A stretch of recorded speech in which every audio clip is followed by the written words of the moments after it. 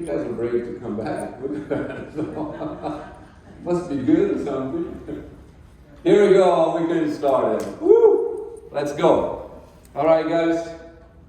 Understanding trust, cultural communication, and how they affect relationship. And we're going to start. For you that saw my presentation before, it's pretty much the same thing. But I saw something today or this week that really got my attention. I saw a pigeon when I went to turn my rental in. And this pigeon has a really interesting pattern. You know, he would come, grab one twig, go back, and come get another twig, go back, many times. And exactly the same principle. So in my mind's eyes, when I even was talking with Paul, say, Paul, I don't know what I'm going to cut in my presentation, because I just have 30 minutes to talk about what took me an hour, last presentation, I need an hour and a half to do it right. But I thought, if you can get out of this presentation with one twig, your life's going to be better, right? So let's make sure that we can get something that we can practice right away when we get back home. And don't have this kind of stuff happening in your office. Today is Diversity Day, and someone's going to come in and talk to us about diversity. It's something that I've been pushing, that I've been wanting to push for a long time. But someone might not know is that I am also part Native American Indian. What part Native American? 2/15. That doesn't make sense. You know, it's kind of hard for me to talk about it, the suffering. Why don't we just defer to Mr. Mr. Brown. All right. Okay, first test. I will not call you that. Well, it's my name, it's not a test. Okay? Let me ask you, is there a term besides Mexican that you prefer? Something less offensive? Mexican isn't offensive. Man, I should have gotten some food. Collard greens. It's collard greens. What? It's collard greens. That doesn't really make sense. You don't call them collard people, but that's offensive.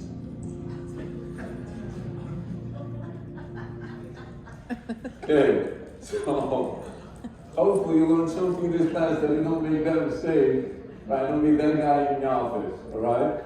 I love the part in saying, yeah, let me call you the Mexican, you know, that's less offensive. Like, really? Come on. So, all right, guys, so let me start with this. This is a big thing. This is one of the things that a lot of people have no idea, okay? So, different cultures. So Latino culture is based on shame. And how many Latinos we have here? Oh, here we go. Look at that. Look at that. A lot of Latinos. And the other ones that don't think they're Latino, you're Latino as well. So, so our culture is based on shame. What does that mean? It means like this. If you come to me and you tell me that I'm not doing a good job, I'm going to feel ashamed. Okay? I feel shame that what I have done. And when that happens in our relationship, we kind of part ways from it. Okay? So pay very close attention to that. Okay? So our culture is based on shame. American culture is based on pride. It's based on pride. If I tell you, you know, I would say Philippe, but Philippe doesn't work. Yeah, Phil.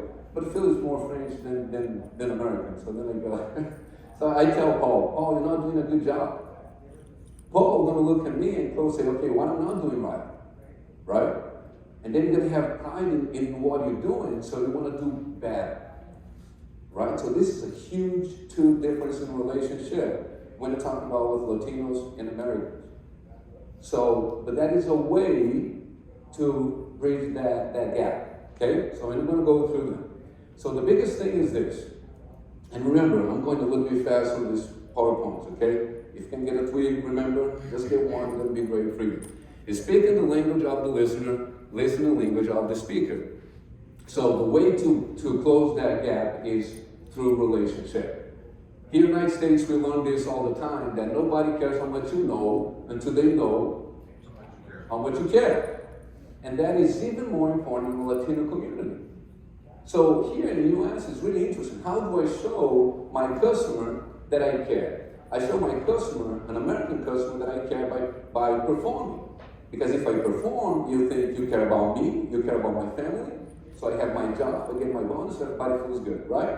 Latino community is totally different. For you to show me that you care about me, you need to care about me as Fernando. So how my family is doing, what are things that is going into my life, and I need you to invest that time. So that's the reason to develop a relationship with Latinos take longer. And I've been here in the US for 25 years. I got here when I was 23. So I'm going to show you a few things that are more American than Latino, which is really interesting thing. And I think the American way is much more efficient. And I love that way, by the way. You know, because it's not like, hey, let's go, you're not doing your job.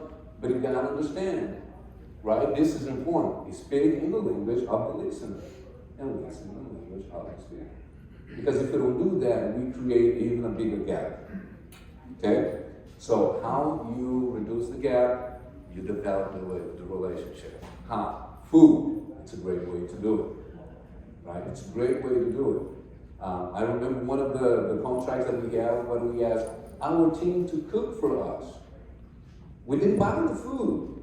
We give them the money for them to buy the stuff and cook. And they were so happy, so proud to come and share. And we had people from a lot of different countries, not just Mexico, but a lot of different countries. That works as well. Okay? Got it? Speaking the language of the listener, listening to the speaker. Relationship, true relationship, that makes a huge difference for us. Got it? Good? Okay, so let's move on. Cross-cultural communication. This is where things get really interesting. So, I won't talk about this really well at all, by the way. Just write it down, do a research. I don't have the time to talk about this, but this is what I'm showing in this next slide. This show some people out. We're going to give a presentation as well, okay?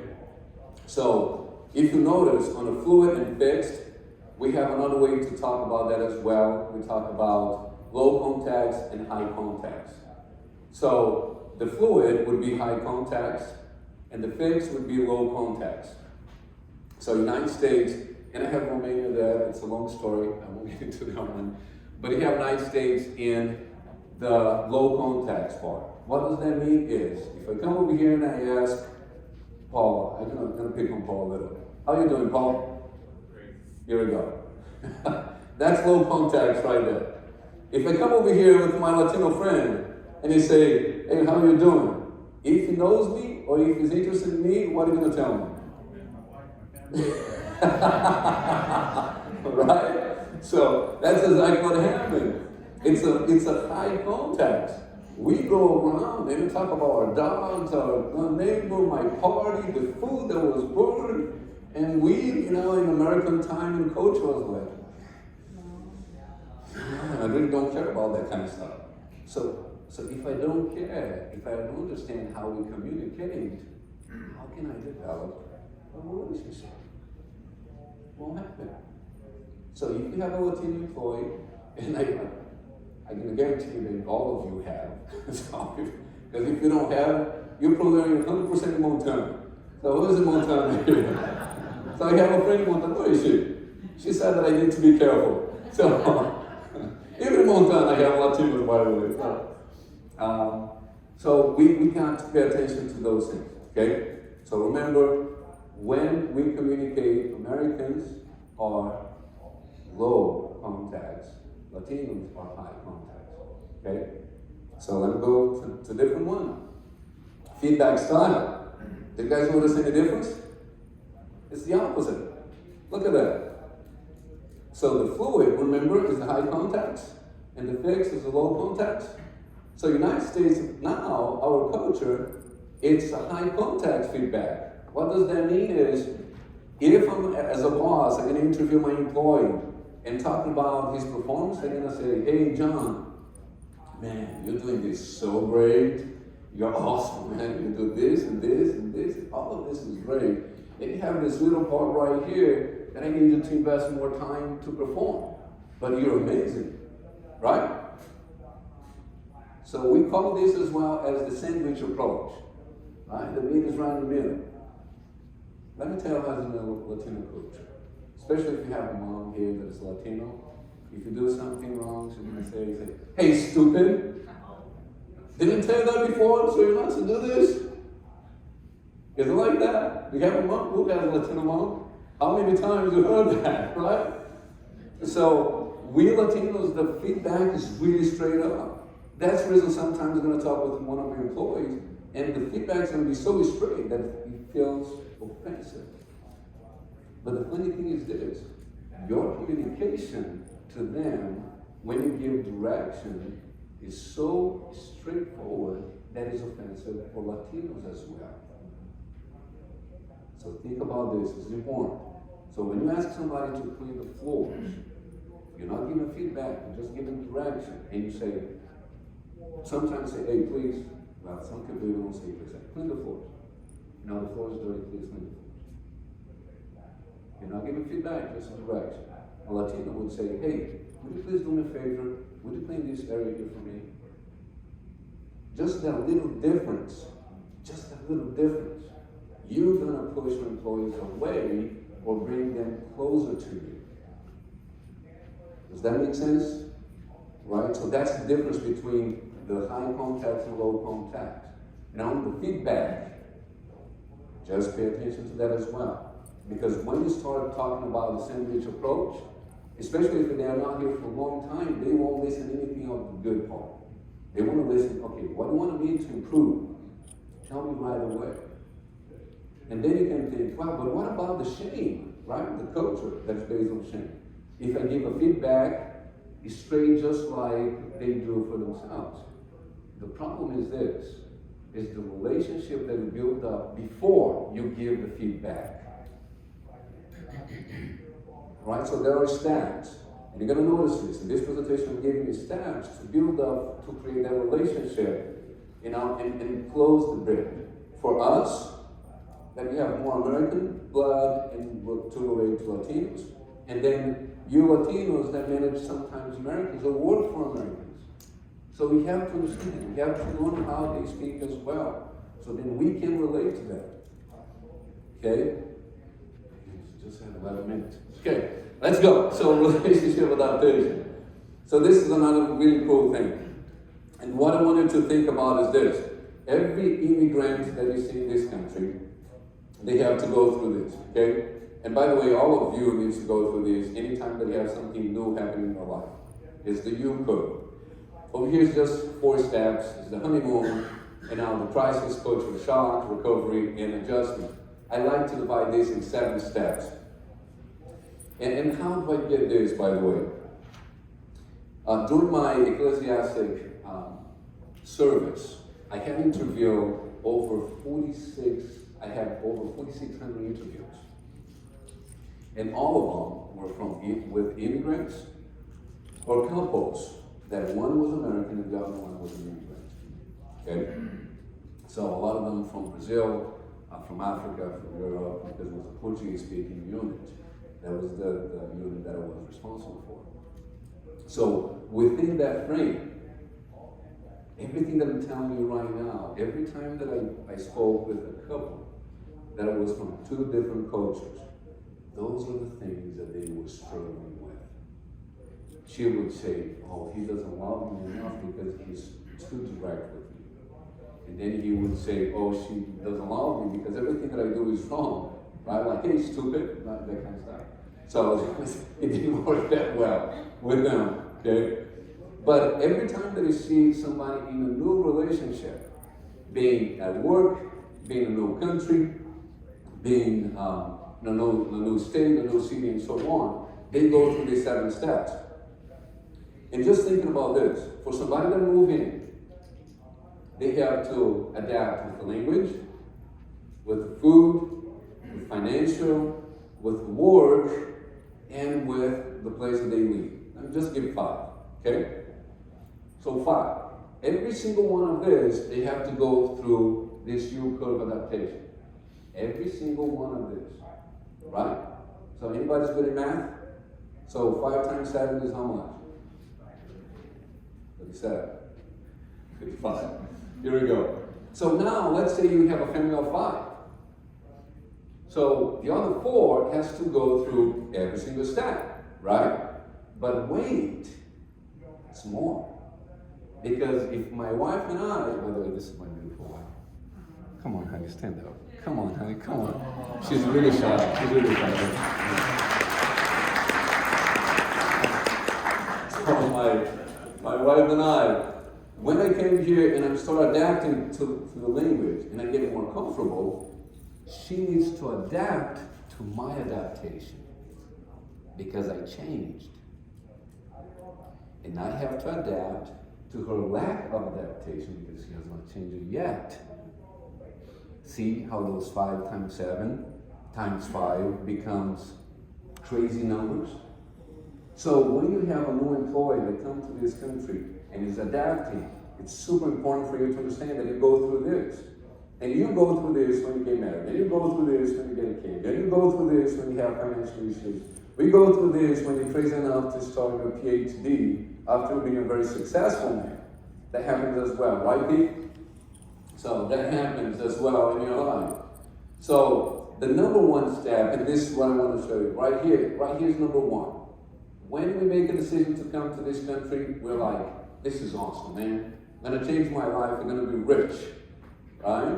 Then the second step is when you get here, right here on the top. And then you think, are you kidding me? This is even better than I thought. We even stop our cars so the ducks can cross in front of our car. It's just like in the movies. And I remember when I had that first experience, I stopped the car and I was like, honey, look at the ducks. Really good. And the mom is in front and the other little ones in the back, all that kind of stuff. So we thought it was amazing. And then all of a sudden, I was like, man, sleeping this 3-4 hours is not really cool. That was number 3 steps. I was going down. Number 4 is, what in the world I'm doing in this country? This is crazy. I left my family. I left the people that love me to deal with American people that are cold. They're not very polite. The food is horrible. The meat tastes like soap. That's how the meat tastes to me, by the way. It really tastes like soap. We're like, what's wrong with this meat? So the only thing good was milk, because milk is awesome. This is right. So, and you're right here in this part of adaptation that everything is horrible. You know, the level of divorce in an immigrant family, it's crazy high during this period. And then after some time, you go to step number 5. It's like, okay, America's not that bad.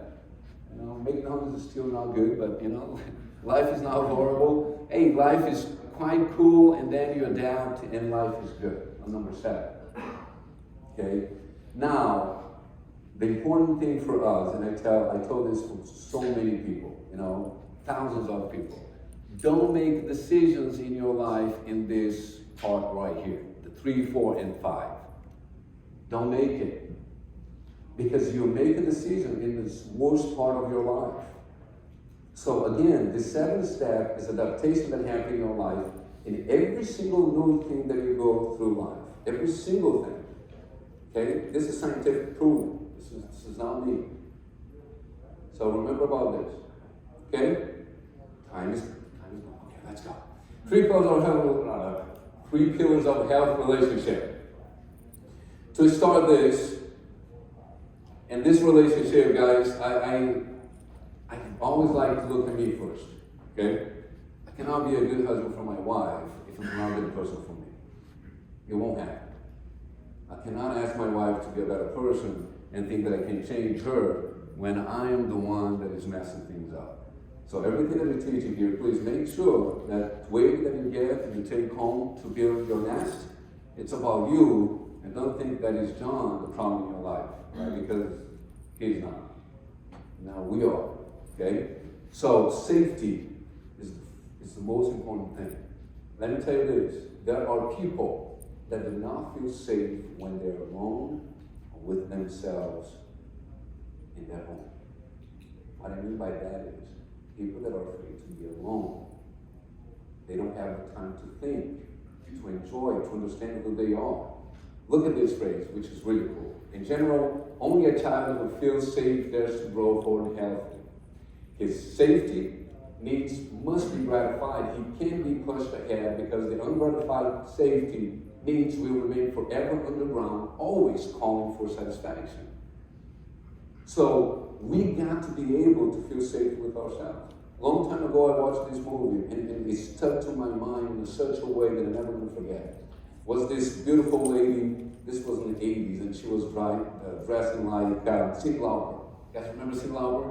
Maybe one of the children know? Awesome, right? So she was dressed like Cyndi Lauper, and the professor asked her, "Are you happy?" And she said, "Of course I'll be happy. Look at me." Right? So great clothes and all this kind of stuff. And he said, No. When you're alone in your basement with the lights off, are you happy?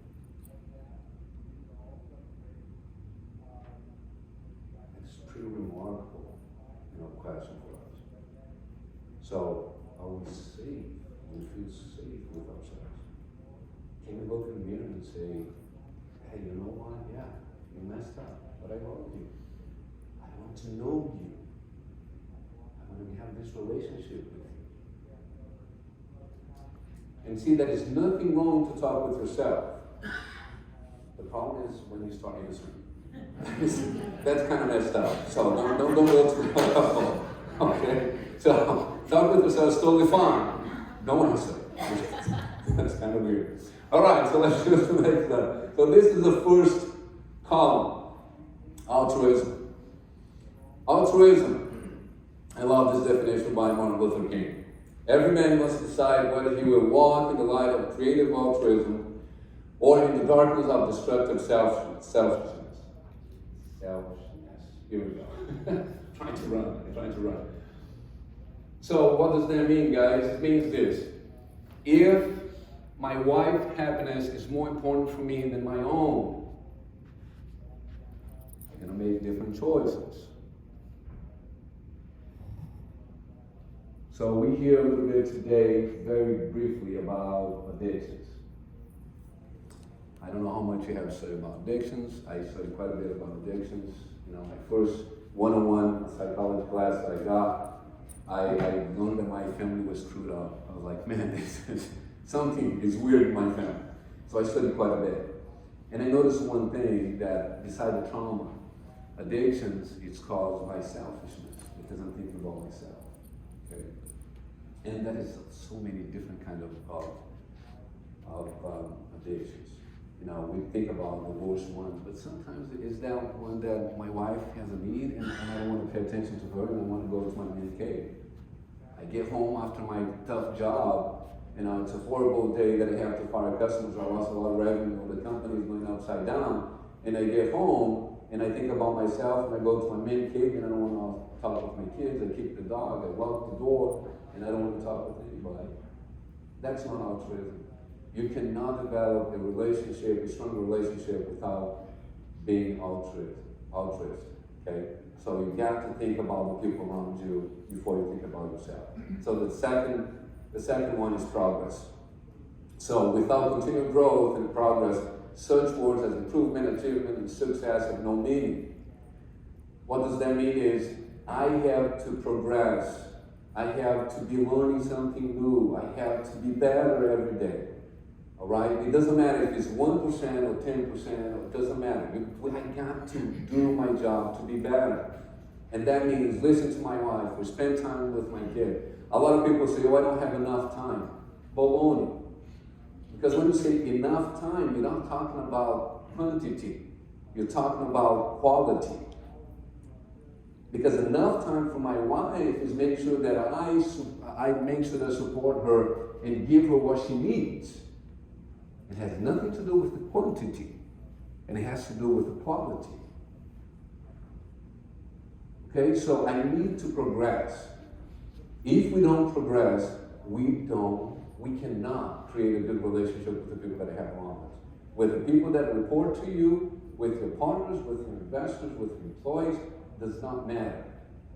You cannot develop a relationship because you don't care about them. You're not altruistic enough to improve yourself and ask people to be better. How can I develop a relationship like that when I'm not the problem? Right? So, last but not least, togetherness. And I love this quote. Right? Here. Oh, what happened? They jumped. Oh, no, togetherness. Okay, so sorry about that. So, togetherness means that we do not give up on people. It doesn't matter what happened. It does not matter what happened. We are together on the journey. But let me say this, and this is important. None of these columns by itself can support a healthy relationship. And let me tell you a personal experience. My dad, he was alcoholic, okay? And guess which of these columns he was super strong? Yes. So which one? Was altruism? My dad was alcoholic. Was altruism, progress, or togetherness? Togetherness. Right? So why? Well, because he wants to be together with my family. He doesn't want anybody to leave him. So no, family is important. We got to get together. We got to, doesn't matter how bad I am, we are family. That's bull crap. Where is the altruism? Where's the progress? Where's the safety? So, and sometimes we may not be alcoholics, but our behavior is as damaging as any other toxic addiction that we may have.